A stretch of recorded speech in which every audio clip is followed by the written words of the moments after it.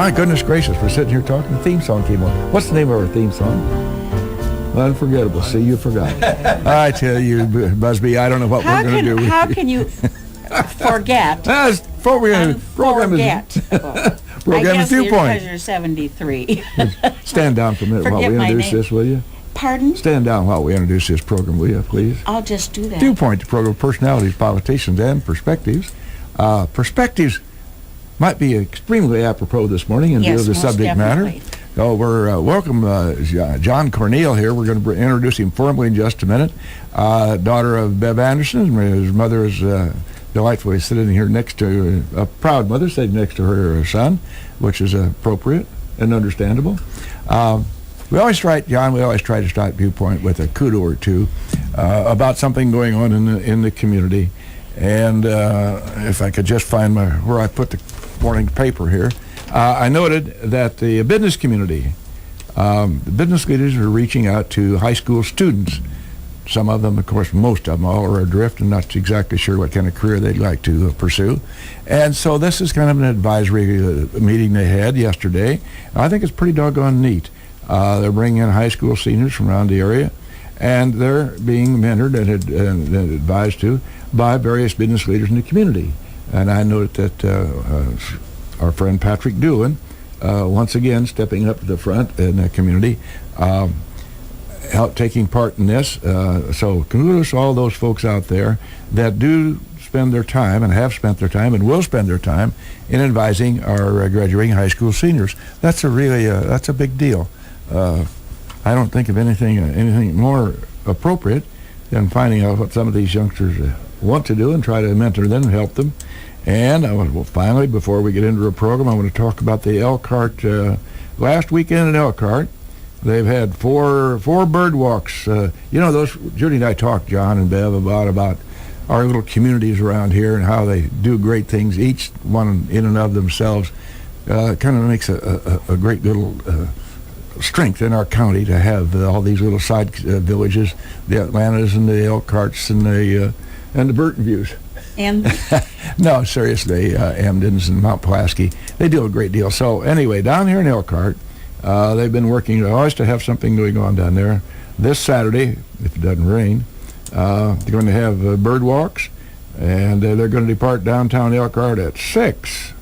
That'll not be your time, Mrs. Busby. Gosh. And at 9:30 a.m., going to have a noon lunch, and they're going to have an ornithologist of I pronounced that word. Yes, you did very well. What was it?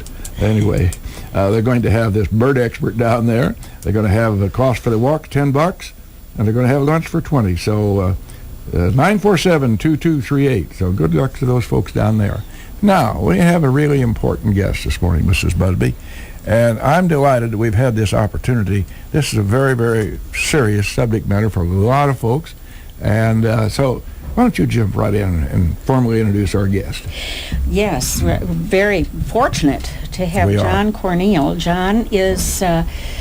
John has lots of things to recommend him. For one thing, John is an attorney from DeKalb, and he travels, is the director of gift planning for the Foundation Fighting Blindness. John, in reading about you, I see that you were just a little boy when your folks discovered that you had been stricken with this, and your brother as well. You were, 9 or 10? I think I was about that. Actually, my mother and I were talking about it on the drive to the station this morning, about what age exactly I was diagnosed, and I think it was around age 8 with retinitis pigmentosa. And it just then, over the years, has gotten progressively worse, so that now you're legally blind. I am legally blind, and I learned later in life that I probably was legally blind my entire life. And legal blindness, as you probably know, it's an Internal Revenue Code definition. If you're legally blind, you get to check that box on your tax return, right next to the "Are you over age 65" box. So that's one of the benefits of vision loss, is you get a little exemption from the federal government. But you can be legally blind by one of two ways. Your visual acuity, or what you can see clearly in front of you, is no better than 2200 corrected, or if your peripheral vision, or what you can see to the sides while looking forward, is no better than 20 degrees. And most of my life, my visual acuity looking forward was relatively good, but my peripheral vision was probably always under 20 degrees, so I was legally blind most of my life. That's an interesting concept there, because I didn't understand that. Jean, my wife, is legally blind, but her peripheral vision is still pretty doggone good. Now, she can't see ahead. So she has macular degeneration. That's exactly correct. Right. And she's reached a plateau, apparently, of some sort. She sees her doctor down there, ophthalmologist, and he periodically will give her a shot in the eye. And that's to hold, that's to hold it so it doesn't get any worse. So far, that's worked. Well, so she has what we call the wet form of age-related macular degeneration. And as far as macular degeneration, it's the leading cause of blindness in people that are over age 55. And of the people that have macular degeneration, 90% roughly have what's called the dry form, which currently, I stress currently, there's no treatment or cure for. The other 10% or so have what your wife has, and it is treatable by these shots. Yeah. So there's great hope. The fact that she's still able to soldier on in real good shape, still a doggone good cook, and handles that department very well, but simply doesn't see ahead very much at all. And now she wears what I call welder's goggles to watch movies or TV. That's one set of lens over another. It's a magnification of some sort, and that seems to work okay. Certainly not as well as I see it, but she can go ahead with that. Now, I'm really interested in John in the fact that at an early age this would begin to make it manifest itself, and yet you were very active in school, in athletics, football and baseball. I find that very, very intriguing. Not only that, Mrs. Busby, but excelled, not just participated. That's an intriguing thing, John. Well, I think that part of that had to do with the fact that my parents did not hold me back in any way. Until I was about 18, really only knew that I didn't even know the disease that I had. I thought I was just night blind. That's one of the symptoms of retinitis pigmentosa. So all of us, 4 children in our home, we were very active, and we did everything that any other child growing up would have done in the 60s, 70s, and 80s. Nighttime became a little challenging. The kick-the-can games were a little more difficult for me. But it's like anything else. You only know what you see. And if you have a hearing problem, you only know what you hear. You don't know what's really normal. So for me, I just thought the way I saw was pretty much the way everyone saw, except again for the nighttime thing. I remember one time a buddy of mine in high school was driving me home at night, and I was looking ahead, and the headlights were kind of blinding me. And I said, well, how in the world, how can you see to drive? And he kind of looked at me like, well, duh, I'm just driving, I just see. That stuck in my mind a little bit. Well, that's kind of a sad commentary too, though, John, in that it was difficult for you, and of course you had no idea, because as a little kid, my kids all needed glasses when they were very young, but they didn't know that. They thought we all, just like you said, they thought they thought trees were always a stick with a big ball on top. They didn't know there were individual leaves up there until they got their glasses. But it hasn't slowed you down at all, and we don't understand the challenge it's been for you all these years to be a standout in football, a standout in basketball, a standout as a jurist. You've just gone ahead and done everything to your credit. Well, I don't know, you may be overstating the standout. Well, no, I'm quoting your mother, actually. There's a Mothers shock. can be forgiven any gosh. transgression such as that. No, really. I just loved sports, and Obviously so. I tell you, I won't say it wasn't without challenge or without stress, because particularly the night part of it, whenever the baseball schedule would come out, whether it be at high school, we didn't play many night games in high school, but summer games with the American Legion and Connie Mack, I would get the schedule and I would immediately look to see how many night games we had, and I thought, oh my gosh, how am I going to get through that? I hope I'm pitching that day because I'm the closest that I can be to the action. I was always in the infield or pitching, so the outfield, I don't know how I ever could have managed in the outfield. Somehow I avoided that. So it was traumatic. I somehow, luckily, when I think back on it, being 60 feet 6 inches away from a batter with a highly powered aluminum bat and coming back at 100 miles an hour, I don't know how I ever didn't get hurt. Because I also developed cataracts in high school that became pretty debilitating about my senior year and then on into college. And at least the medical thinking back then, unlike now with cataracts, which has pretty much become a routine surgery, I was told that really could not remove the cataracts until they became so bad that you could hardly not see. Well, that I later learned was probably not correct information. About when I was around 40, I think, I went to a cataract specialist, and they have a little device, that maybe you've seen these, that you can look through, a pinhole type of thing, that will give you an idea of what your vision will be like when the cataracts are removed. And when I looked through this device, I remember pushing back and looking at the doctor and saying, "Are you kidding me? It's going to be that clear?" And my wife was there, and she started to cry, and my father was there, and I think he actually teared up a little bit too. So I had the cataract surgery soon after that and thought I probably wasted about 10 years of much better vision that I could have had I had those removed 10 years earlier. How would you know? Is that a part of this? Or do they just come hand in hand? Oftentimes they do, but not always.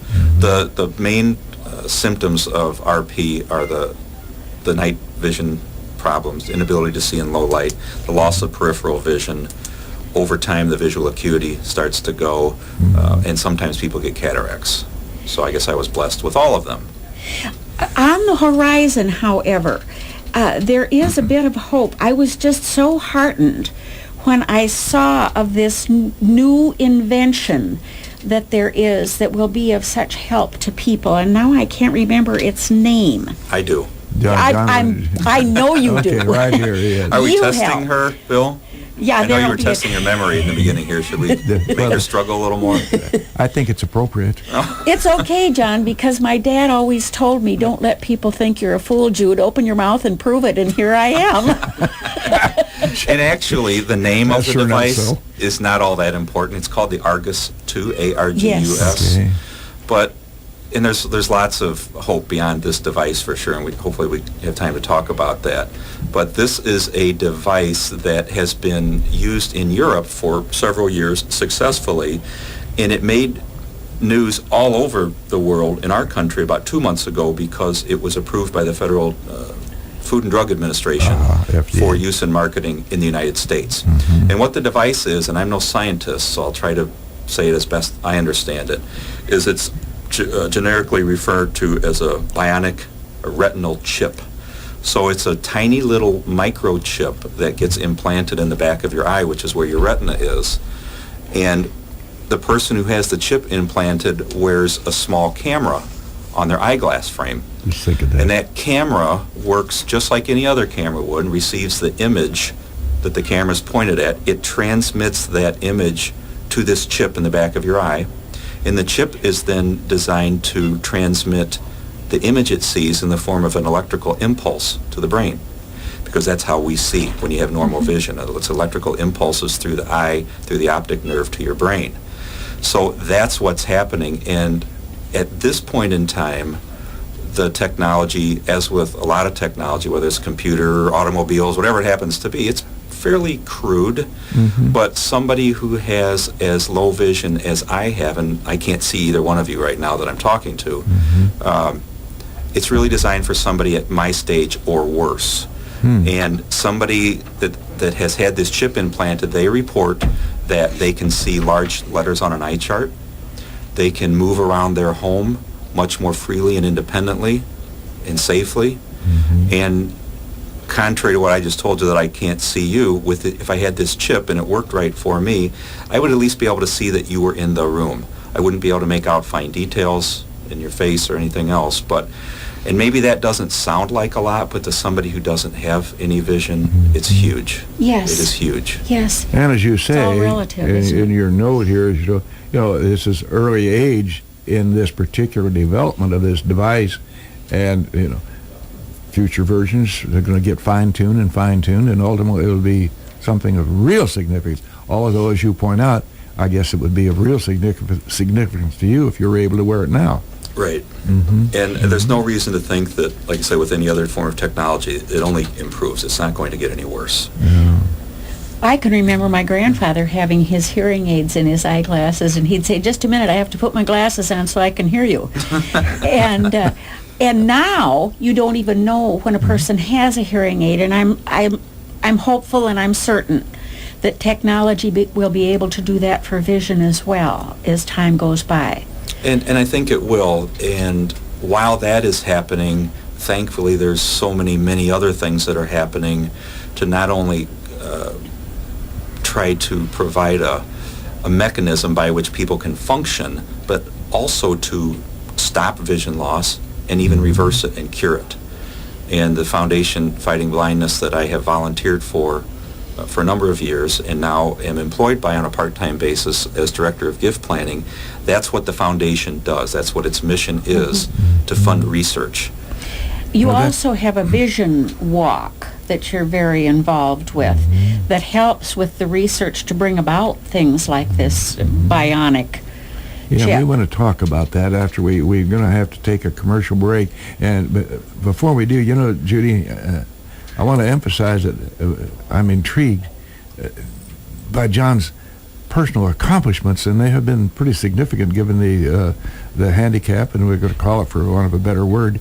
But that's not what he's here to talk about. He's here to talk about what he's involved in as far as the fighting blindness is concerned, and the organizations. And we're going to get into that a little bit more, but we also want to talk about this vision walk. So we'll take a quick break for our commercial, Mr. Ash.